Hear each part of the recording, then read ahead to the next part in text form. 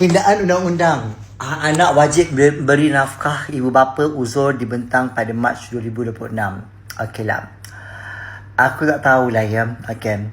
Sekarang ni kan semakin pelik. Bukan pelik lah. Aku tak tahulah kan apa undang-undang. Tapi kalau aku belajar pada zaman Khulafa' Ar-Rashidin dulu okay. Kerajaan dilantik ni dia dilantik ni untuk menafkahi mereka-mereka yang tak mampu. Tapi sekarang terbalik, kerajaan yang kita lantik adalah untuk kita menafkahi mereka, mengayakan mereka, mempermudahkan lagi hidup pemimpin-pemimpin kita. Tapi rakyat-rakyat semakin tertekan. Okay?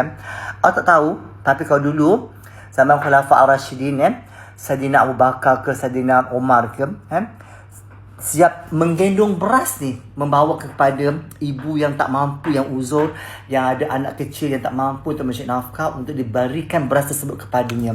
Dia masakkan lagi. Tapi sekarang pelik kita melantik mereka ni, tapi kita tak boleh buat apa-apa. Kita tak boleh tegur mereka, kita tak boleh cakap apa tentang mereka. Kita kena kayakan mereka, kena bagi gaji mereka puluh-puluh ribu kan. Kalau cakap lebih karang, kena lagi. Tapi itu pendapat saya lah sebagai seorang rakyat marham, di mana bila kita melantik seorang pemimpin itu adalah untuk memudahkan kerja-kerja rakyat, okay? Untuk mereka lihat bahawa kat mana rakyat-rakyat yang memerlukan bantuan tersebut, okay? Entahlah, tak tahulah di mana silapnya, tak apa silapnya kan. So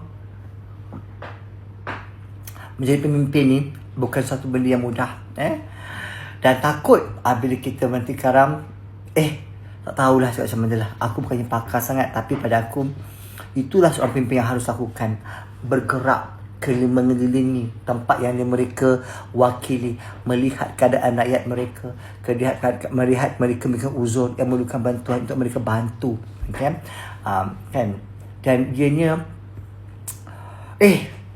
takutlah kita lah. Tapi tak apalah kan, macam mana kan, dunia sekarang dah balik.